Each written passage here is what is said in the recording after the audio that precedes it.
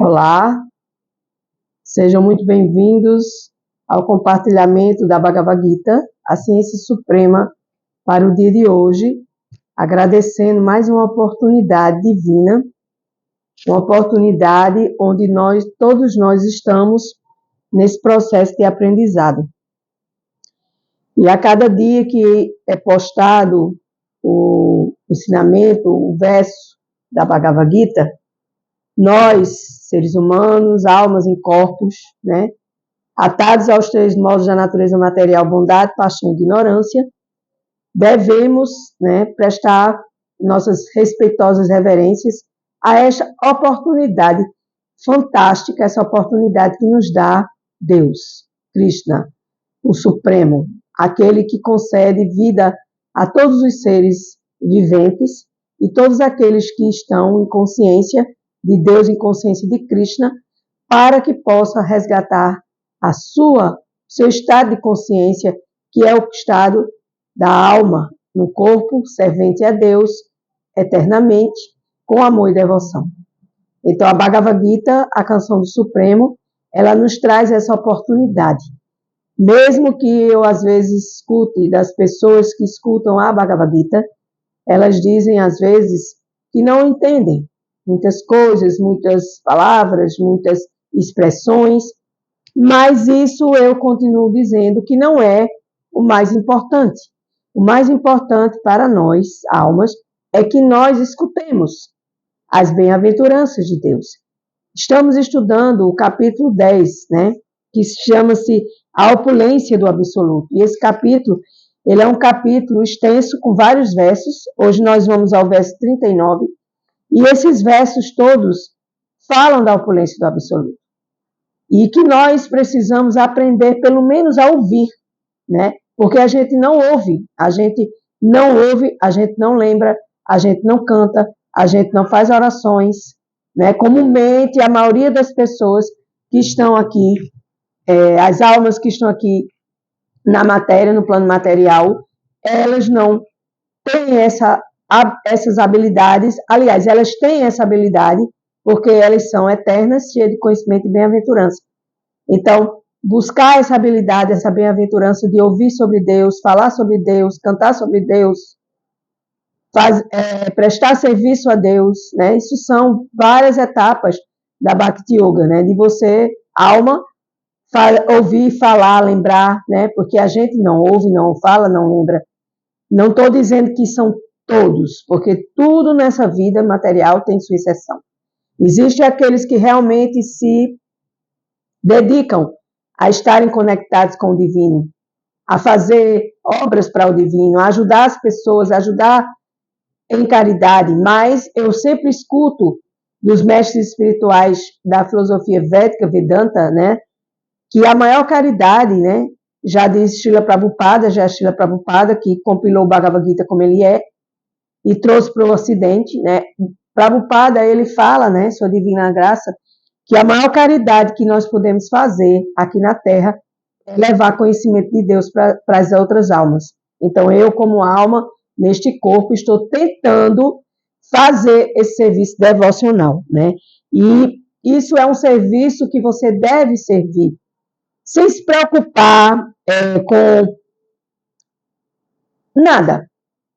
Você faz o serviço e você entrega para Deus, para Krishna, e Krishna sabe o que fazer com o seu serviço. Primeiro você oferece com amor e devoção. Né? Se alguém quiser me ofertar com amor e devoção, fruta, folha, flor, água, aceitarei a oferenda.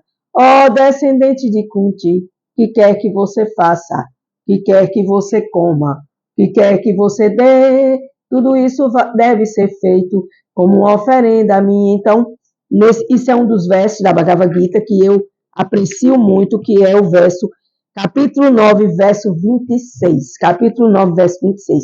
É a oferenda a Deus. Oferecer a Deus os seus atos, oferecer a Deus as suas opulências que você tem, ou seja, as suas habilidades. Então, eu tenho habilidade em falar, eu tenho habilidade em estudar, eu tenho habilidade em compartilhar, eu tenho habilidade em servir.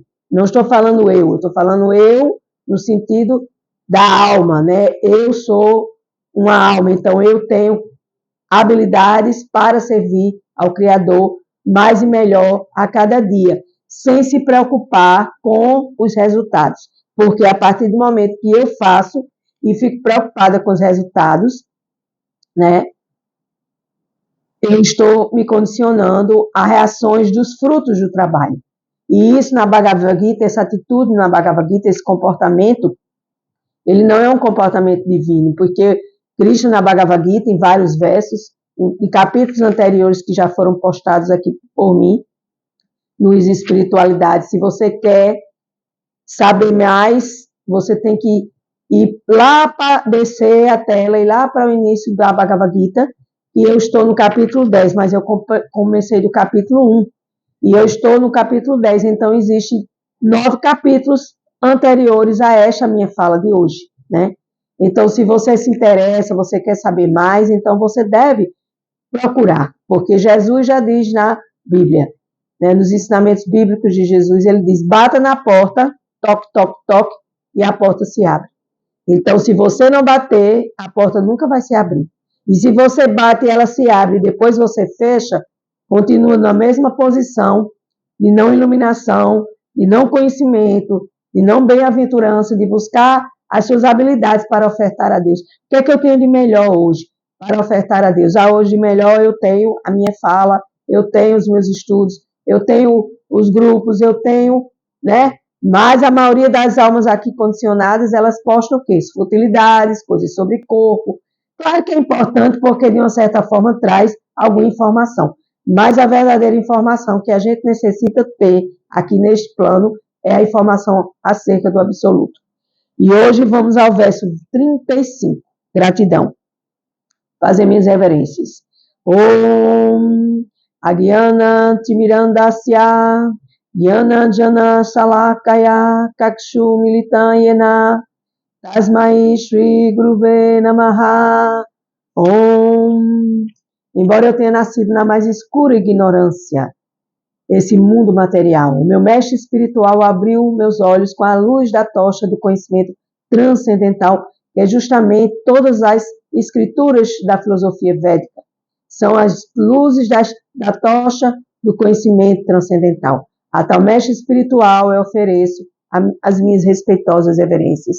Jaya Gurudeva, Deus Supremo, maior de todos, o maior professor de todos, Jaya Prabhupada, que trouxe a consciência de Krishna para resgatar os países ocidentais da ignomia, do falso ego e do cativeiro terreno. O verso 39, capítulo 10, a opulência do absoluto, Bhagavad Gita, como ele é. Ademais, ó Arjuna, sou a semente geradora de todas as existências. Não existe ser algum móvel ou inerte que possa existir sem mim. Então, Krishna aqui, ele é bem direto. Eu sou a fonte criadora de tudo aquilo que existe, do móvel ao imóvel, inerte. O que é um ser inerte? Uma árvore, por exemplo. Ela está parada lá e ela está ali, com seus galhos, dando sombra, né? A gente se abriga debaixo das árvores, mas a gente não se lembra que quem criou as árvores foi Krishna, foi Deus, foi o Supremo. E a gente não tem nem a mínima vontade ou a mínima lembrança de dizer gratidão, senhora árvore, por essa sombra que me apacenta o meu calor, né? Que me acalma, né? Então, a natureza, a grama, está tudo lá. Mas, mesmo assim, quando cai uma folha de uma árvore, está na época de cair as folhas, que são as épocas das estações, primavera, verão, outono e inverno. Então, quando vai caindo as árvores, caindo as folhas, caindo os frutos, tudo se renova na natureza. Então, a natureza ela é a nossa grande professora, né? A grande natureza. Mas quem criou a grande natureza? Krishna, Deus, né? Então, ele fala que nada que existe possa existir sem mim. Então, nada que exista possa existir sem mim. Então, tudo que existe tem como fonte primordial o Supremo. Significado Srila Prabhupada, salve Srila Prabhupada Jaya. Tudo tem uma causa e a causa ou a semente da manifestação é Deus, é Krishna. Sem a energia de Krishna, nada pode existir, motivo pela qual ele é chamado de onipotente, porque ele tem todas as potências para que tudo exista, não só planeta Terra, mas na casa de Deus há muitas moradas, nas estrelas, nas galáxias, nos planetas celestiais. Tudo está segurado pela mão de Deus. Os planetas, a gente olha para o planeta, para os planetas com aquele objeto que consegue ver o eclipse, consegue ver a Lua, e a gente pode ver todo esse universo dos planetas nas suas órbitas, rodando, né, em torno do planeta Sol, né, e tudo isso aqui é dito que é segurado pela mão de Deus, como foi descrito em versos anteriores, porque todas as opulências de Deus vêm sendo dirigidas pelo próprio Deus, né? Então, Prabhupada continua, sem a energia de Deus, nada pode existir, motivo a qual ele é chamado de onipotente. Sem sua potência, nem o móvel nem o imóvel pode existir. Então, eu sou uma alma criada por Deus, eu me movimento para os atos que eu preciso fazer. Sem a energia de Deus na minha alma, para movimentar o meu corpo, meus sentidos, e eu estar aqui falando, eu falo porque Deus permite, porque Deus me criou. Então, eu sou a existência de Deus em mim. Deus é a existência em mim, né? Deus está acoplado no meu coração como a grande alma, na pequena alma, que somos nós, né? Então, ele fala, qualquer existência que não se baseie na energia de Deus, de Krishna, chama-se Maya, aquilo que não é. Então, Maya é a energia material do planeta Terra. É a energia daquilo que não é.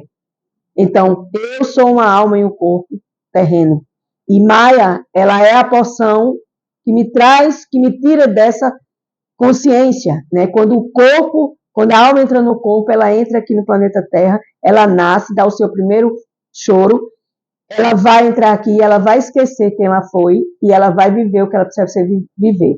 E nessa vivência, ela tem que ter muita luta, bravura e resistência contra a energia Maya, que é a energia inferior do Senhor, para nos testar, né? Já diz, o planeta Terra é uma escola de provas e expiações. Ok, então vamos estudar nessa escola e vamos passar de ano, vamos nos elevar nas camadas celestiais, né? E a partir do momento que eu estudo, que eu leio, que eu trabalho para Deus, que eu faço atividades, eu vou limpando o meu karma, que são as sujeiras que a alma traz nos corpos que ela obteve anteriormente. Então, a Bhagavad Gita diz, a Maya é aquilo que não é. Então, tudo aquilo que não é Deus, porque Deus é tudo. E se você vive uma ilusão, você não está vivendo a sua divindade com Deus, né? Então, Maya é aquilo que não é. 10:40. Ó poderoso vencedor dos inimigos, minhas manifestações divinas nunca chegam ao fim. O que eu te disse é apenas um mero indício de minhas opulências infinitas e sem fim. Então, Krishna diz, tudo que existe sou eu, e eu crio, recrio, eu crio, conservo e aniquilo, de acordo com o merecimento das pessoas, das almas e dos planetas e das coisas que acontecem. Por quê? Porque o Deus é o tempo. Tudo tem um tempo nessa vida. A gente nasce, cresce, desenvolve e morre. A gente sai desse corpo, então nada é eterno. Eterno só é a alma. Eterno só a alma e infinito são as coisas materiais, né? Então, ele fala aqui que tudo é manifestação dele, que nada chega ao fim, né? E que o que ele fala aqui pra gente, aqui, para a Arjuna, que nos representa na Bhagavad Gita, é apenas um mero indício de minha opulência. Então, assim, imagine se o que a gente vê aqui no planeta Terra é um mero indício das opulências de Deus, imagine as outras opulências. Então, nós alminhas aqui nesses corpos, nós temos essa dificuldade de entender Deus. Por isso que a gente tem que procurar a Bhagavad Gita, por isso que a gente tem que cantar os santos nomes de Deus, Mahamantra, para purificar a mente e o coração, porque a mente está cheia de sujeiras, e o coração também. O pensamento está desequilibrado, a emoção está desequilibrada, e eu ajo desequilibradamente.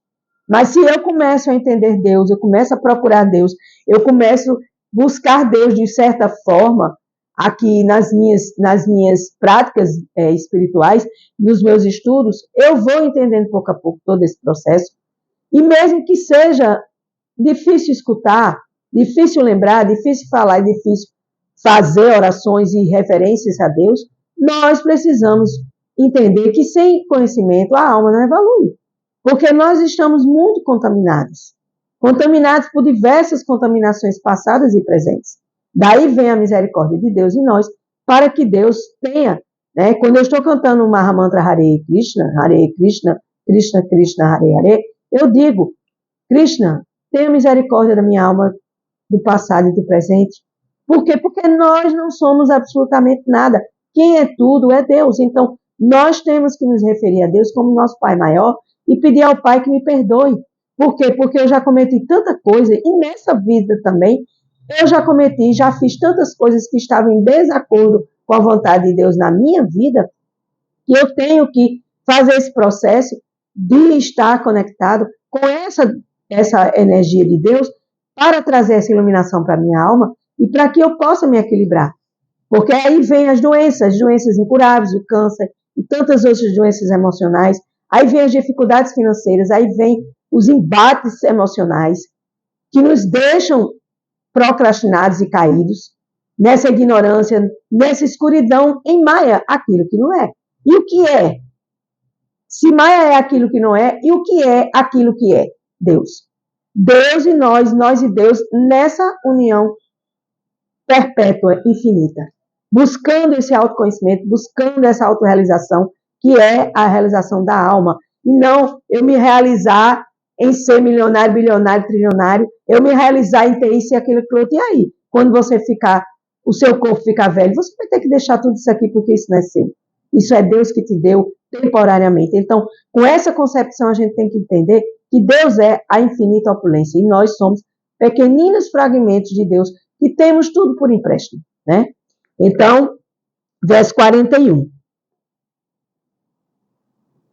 Então, aqui, o significado de Srila Prabhupada do verso 40.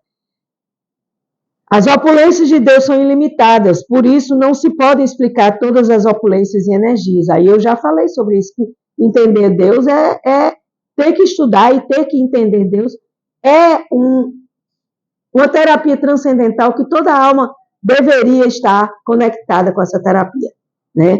Então ele fala aqui, apenas alguns poucos estão sendo descritos aqui para satisfazer a curiosidade de Arjuna que nos representa como seres humanos, né? Verso 41. Tem por certo que todas as criações opulentas, belas e gloriosas emanam de uma mera centelha do meu esplendor. Novamente, Krishna, Deus, na Bhagavad Gita, está dizendo, tudo é meu, tudo pertence a mim. Mas Deus é egoísta? Não, Deus nos dá todos os dias, desde a hora que a gente acorda até a hora que a gente dorme. E ainda mais quando o corpo descansa, a alma passeia pelos mundos astrais. Deus está sempre dando opulências para a alma. Opulências de misericórdia, opulências de cura, opulências de equilíbrio, opulências, né, porque a gente tem um problema, a gente quer resolver logo. Mas a gente não para entender que esse problema está vindo, que ele pertence à nossa energia. E que a gente precisa entender por que eu sou doente, por que eu sofro, por que eu não tenho dinheiro, por que isso, aquilo outro. Aí vem os descarregos das energias inferiores. Inveja, raiva, rancor, desejar o que o outro tem, e isso novamente volta para a nossa inferioridade e para a nossa ignorância, né? Então, para a gente sair da ignorância, só tem um único caminho.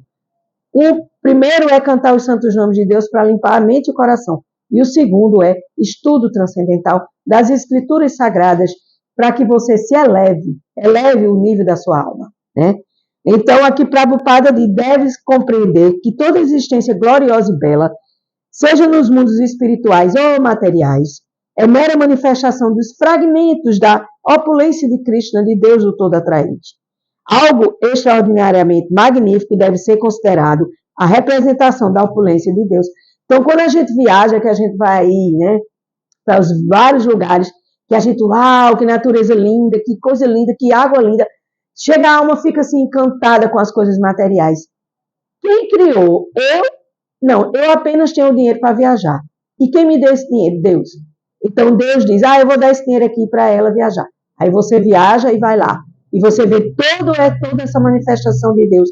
O que você deve fazer? Glorificar a Deus. Porque tudo que você está vendo, vivendo e sentindo nesse momento, em vários momentos de sua vida, sejam eles gloriosos ou não gloriosos, tudo é seu merecimento. Não se deve só glorificar Deus nas opulências magníficas e belas, mas glorificar Deus no momento que a gente sofre, porque a gente está recebendo aquilo que a gente deu algum dia na nossa vida. E com essa capacidade de entendimento, com essa consciência, nós vamos, pouco a pouco, entendendo o nosso caminho em direção a Deus, em direção ao Supremo. Então, a Bhagavad Gita traz esse guia para a alma. Então, não digam que é ruim ouvir, que não entendem, que isso, que aquilo outro. Por quê? Porque se você está ouvindo, é porque Deus está te pedindo para te ouvir. A gente não é obrigado a entender tudo, a gente não é obrigado a entender todas as coisas, mas a gente, dentro do nosso coração, a gente desenvolve, né? Nós nos desenvolvemos porque nós precisamos desenvolver a nossa alma e precisamos elevar ela a plataformas espirituais mais elevadas. Na casa de Deus há muitas plataformas e moradas. E nesse processo, a gente tem que se elevar. Quem quer? Quem não quer, continue na ignorância, continue sofrendo, sem saber porque está aqui, aí vai e volta, é a mesma coisa, e estaciona e volta de novo para o mesmo lugar. E assim é, porque existe uma lei universal, maior de Deus, que faz com que tudo seja feito segundo a vontade de Deus.